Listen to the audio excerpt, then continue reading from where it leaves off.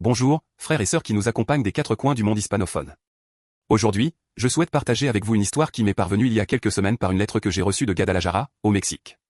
C'est une histoire qui nous rappelle le pouvoir infini de l'amour maternel et de l'intercession de notre Sainte Mère, la Vierge Marie. Je vous demande de bien vouloir nous indiquer à la fin de ce récit de quel pays ou de quelle ville vous nous regardez, car nous savons que la dévotion mariale nous unit quelles que soient les frontières. Voici l'histoire d'Alejandro Moral, un jeune homme de 32 ans qui, en suivant les dictées de son cœur et les pressions de sa femme, a fini par expulser de sa maison la femme qui lui a donné la vie. Tout cela à cause d'une image bénie de la Vierge de Guadalupe qu'elle refusait de retirer du salon principal de la maison familiale. Alejandro avait grandi au sein d'une famille profondément catholique dans le quartier de Santa Tere à Guadalajara. Sa mère, Doña Carmen Moral, était une femme de 68 ans qui avait consacré toute sa vie à l'éducation de ses 4 enfants et à sa dévotion inébranlable envers la Vierge Marie. Depuis son enfance, Alejandro se souvient des matins où sa mère se levait à l'aube pour réciter le chapelet devant la belle image de la Vierge de Guadalupe qui trônait dans le salon de sa modeste maison. C'était une image qui avait appartenu à sa grand-mère maternelle, Doña Esperanza, qui la lui avait léguée sur son lit de mort avec ces mots que Carmen n'a jamais oubliés: « Ma fille, tant que cette image sera dans ta maison, la très sainte Vierge prendra soin de toute ta famille. » Pendant des années, cette promesse s'était réalisée de manière extraordinaire. Les enfants de Carmen avaient grandi en bonne santé, avaient trouvé un travail honnête et avaient fondé des familles stables. Tous, sauf Alejandro, qui avait toujours été le plus rebelle et le plus critique des 4 frères. La crise a commencé quand Alejandro avait 25 ans et traversait une période de profonde recherche spirituelle. Il avait perdu son emploi dans une entreprise de construction et traversé une dépression qui l'a amené à remettre en question tout ce qu'on lui avait enseigné. Pourquoi devons-nous demander à Marie si nous pouvons parler directement à Jésus, demandait-il constamment à sa mère, qui, avec une patience infinie, lui expliquait la différence entre intercession et adoration. Mais Alejandro avait commencé à fréquenter une église évangélique du quartier où il avait rencontré Brenda Sanchez, une jeune femme de 28 ans, fille du pasteur auxiliaire de cette congrégation. Brenda était une femme intelligente et charismatique, mais elle avait été éduquée dans un environnement où la dévotion catholique envers Marie était considérée comme de l'idolâtrie. « Mon amour », disait-elle constamment à Alejandro, « Dieu veut que nous adorions seulement lui et son fils Jésus-Christ. Cette image dans ta maison est un obstacle à ta véritable croissance spirituelle. » Les dimanches sont devenus des champs de bataille silencieux chez les Morales.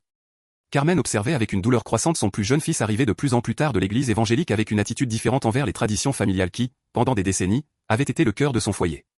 Alejandro lui disait d'une voix tremblante, « Je respecte ta recherche de Dieu, mais ne laisse personne t'éloigner de l'héritage spirituel de ta famille. » Mais les mots de Brenda avaient plus de poids dans le cœur amoureux du jeune homme, qui a progressivement commencé à considérer la dévotion de sa mère comme quelque chose de primitif et d'erroné. La tension a augmenté quand Brenda a commencé à visiter la maison et a catégoriquement refusé d'entrer dans le salon où se trouvait l'image de la Vierge. « Je ne peux pas être dans un endroit où l'on pratique l'idolâtrie », a-t-elle avoué un jour à Alejandro, qui a senti qu'il devait choisir entre l'amour de sa vie et le respect envers sa mère. Le point de rupture est survenu 3 ans plus tard, quand Alejandro et Brenda ont décidé de se marier dans l'église évangélique où ils s'étaient rencontrés. Carmen, le cœur brisé, mais pleine d'espoir, a assisté à la cérémonie et a accueilli sa belle-fille à bras ouverts, suppliant en silence la Vierge d'éclairer le chemin de son fils. Les premiers mois de mariage se sont déroulés dans une paix relative, car les jeunes mariés vivaient dans un petit appartement près du centre de Guadalajara. Cependant, les problèmes économiques n'ont pas tardé à apparaître. Le travail d'Alejandro en tant que vendeur d'assurance ne donnait pas les résultats escomptés et Brenda, qui travaillait comme secrétaire dans un cabinet comptable, gagnait à peine de quoi couvrir les dépenses de base. C'est alors que Carmen, mue par l'amour maternel qui ne connaît pas de limites, leur a proposé de déménager dans la maison familiale. « Vous avez tous les tâches pour vous », leur a-t-elle dit avec un sourire qui cachait l'inquiétude quant aux tensions qu'elle savait imminentes. La cohabitation a initialement été plus harmonieuse que prévu.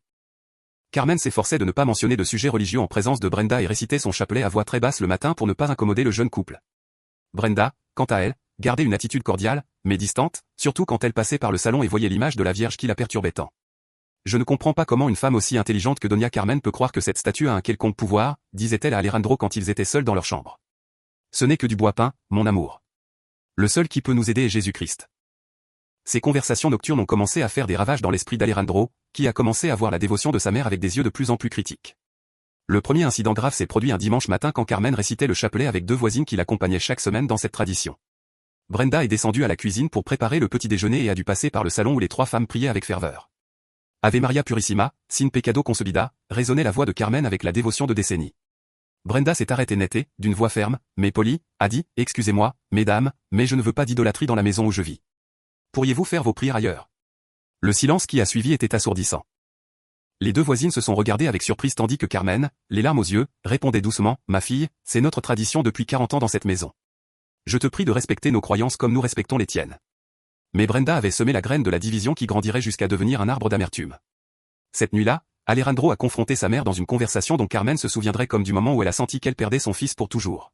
« Maman, Brenda a raison. Ce n'est pas juste qu'elle doit vivre avec quelque chose qui va à l'encontre de ses croyances fondamentales. Cette image cause la division au lieu d'unir la famille. Carmen l'a regardé les yeux pleins de larmes et lui a répondu d'une voix brisée, « Mon fils, cette image est dans cette maison depuis avant ta naissance. Elle a vu grandir tes frères. Elle a été témoin de nos joies et de nos peines. Je ne peux pas simplement l'enlever comme si c'était une simple décoration. » Alejandro, influencé par des mois d'endoctrinement subtil, a répliqué avec une dureté qu'il n'avait jamais montrée envers sa mère. « Alors nous devrons chercher un autre endroit où vivre, car ma femme ne peut pas être à l'aise ici. » Les jours suivants ont été un enfer silencieux. Carmen passait des heures devant l'image de la Vierge, non seulement en priant pour la conversion de son fils, mais en demandant des forces pour gérer une situation qui semblait insoluble. « Mère mienne, murmurait-elle en larmes, toi qui as intercédé aux noces de Cana, intercède maintenant pour ma famille. Ne permets pas que l'amour devienne division, ni que les différences de foi détruisent les liens du sang. » Pendant ce temps, Brenda intensifiait sa campagne subtile et constante. Elle invitait Alejandro à des études bibliques où la dévotion mariale était systématiquement discréditée et lui montrait des versets qui, sortis de leur contexte, semblaient condamner toute forme de vénération à Marie. « Mon amour, lui disait-elle avec une apparente inquiétude, ta mère est empêchée et nous sommes complices si nous restons dans cet environnement d'idolâtrie. » La situation a atteint son point culminant un vendredi après-midi quand Carmen est revenue de l'église après avoir participé à la procession mensuelle du rosaire vivant. En entrant dans sa maison, elle a constaté que l'image de la Vierge avait été déplacée de sa place d'honneur dans le salon principal et placée dans un coin, recouverte d'un drap. Le cœur battant et les mains tremblantes, elle a découvert l'image et l'a replacée à sa place habituelle. Quand Alejandro et Brenda sont rentrés ce soir-là, la tension était palpable. « Maman, a dit Alejandro avec une fermeté qu'il n'avait pas montrée auparavant. Nous te demandons de respecter nos croyances. Si tu ne peux pas l'enlever définitivement, au moins couvre-la quand nous sommes à la maison. » Carmen l'a regardé avec un mélange de douleur et de surprise dont Alejandro se souviendrait pour le reste de sa vie.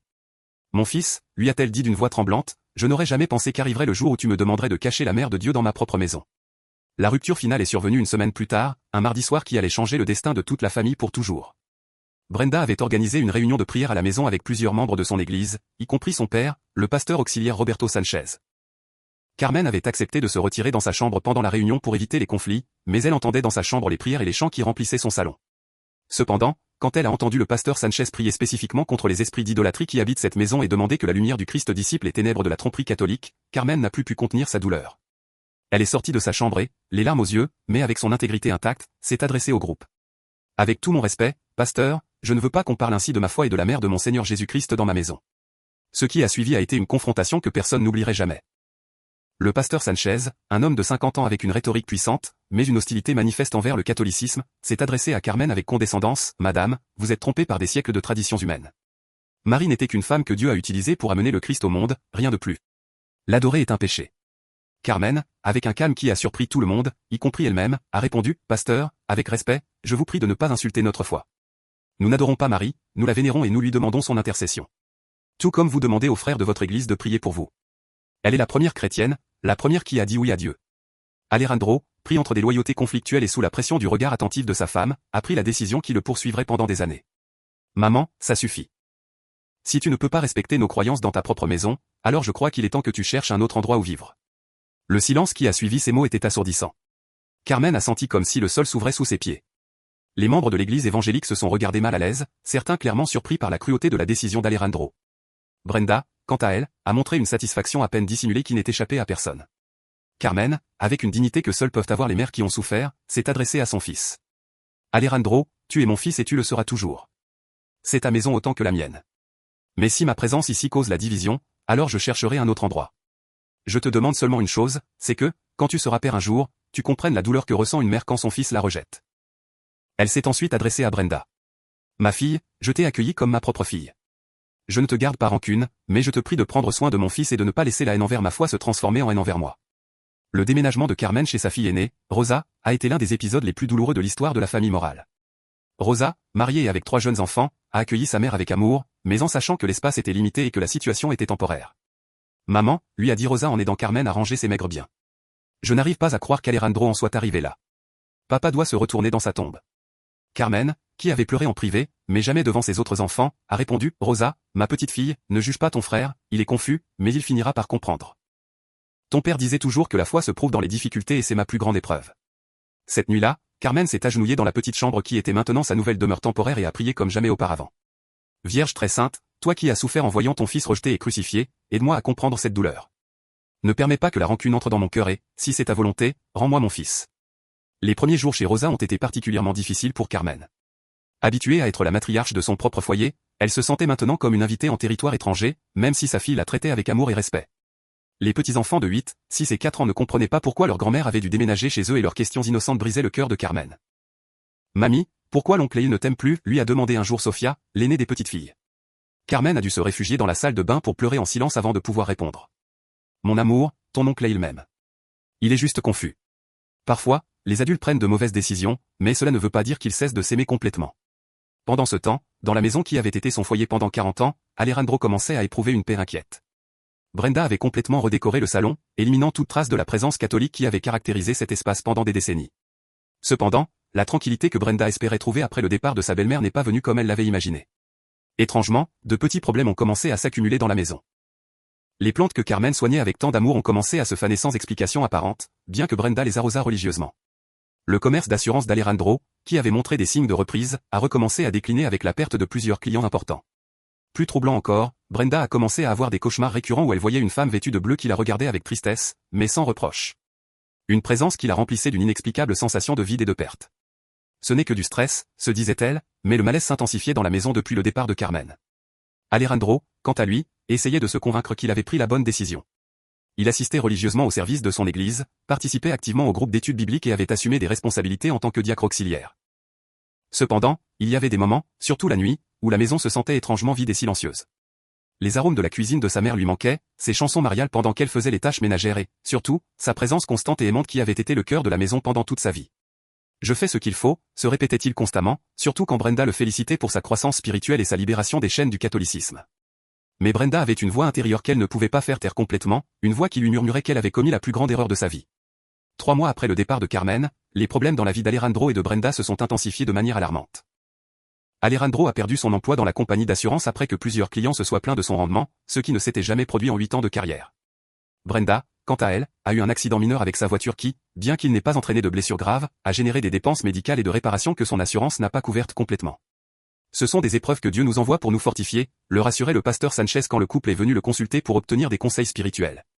Restez ferme dans votre décision de vivre selon la vérité biblique, sans compromettre votre foi avec des pratiques païennes.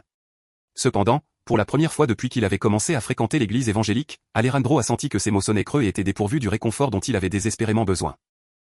Le moment décisif est survenu une nuit d'octobre quand Alejandro, désespéré par la situation économique et émotionnelle qu'il traversait, a décidé de se promener dans le quartier pour se vider la tête. Sans s'en rendre compte consciemment, ses pas l'ont conduit jusqu'à l'église catholique de Santa Maria de Guadalupe, où il avait fait sa première communion 25 ans auparavant.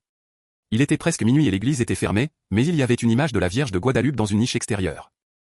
Alejandro est resté planté devant cette image pendant ce qui lui a semblé des heures, se souvenant des histoires que sa mère lui avait racontées sur les miracles de la Vierge, des prières qu'ils avaient récitées ensemble pendant son enfance et de la paix qu'il avait toujours ressentie en présence de cette figure maternelle qu'il avait maintenant rejetée. Que ai-je fait, s'est-il demandé à voix haute, pour la première fois depuis des mois, il a senti les larmes couler librement sur ses joues. Cette même nuit, tandis qu'Alejandro luttait avec ses pensées devant l'église, Carmen s'est réveillée en sursaut chez sa fille Rosa. Elle avait fait un rêve extraordinairement vivant dans lequel elle voyait Alejandro debout devant une image de la Vierge, pleurant et murmurant des mots qu'elle ne pouvait pas comprendre complètement. Dans le rêve, la Vierge lui avait adressé un regard d'infinie compréhension et avait étendu ses bras vers lui, comme le ferait une mère envers un fils qui revient à la maison. Carmen s'est levée immédiatement et s'est agenouillée à côté de son lit, prenant entre ses mains le petit chapelet qui avait appartenu à sa mère. Très sainte Vierge, a-t-elle prié avec une intensité qu'elle n'avait pas ressentie depuis des mois. Si tu as vraiment vu mon fils cette nuit, s'il cherche vraiment le chemin du retour, je te prie de toucher son cœur et le cœur de sa femme. Ne permets pas que l'orgueil soit plus fort que l'amour et aide-moi à pardonner comme tu as pardonné à ceux qui ont crucifié ton fils. La crise finale est survenue 2 jours plus tard, quand Brenda, qui luttait contre une inquiétude croissante et des cauchemars de plus en plus fréquents, a eu ce qu'elle ne pouvait décrire que comme une expérience surnaturelle. Elle était seule dans la maison, nettoyant le salon où se trouvait auparavant l'image de la Vierge, quand elle a soudainement ressenti une présence extrêmement maternelle et pleine d'amour. Elle n'a vu aucune apparition, n'a entendu aucune voix audible. Mais Brenda a ressenti avec une certitude absolue que quelqu'un était là avec elle, quelqu'un qui l'aimait sans condition malgré tout ce qu'elle avait fait. La sensation était si puissante que Brenda s'est retrouvée à pleurer un con.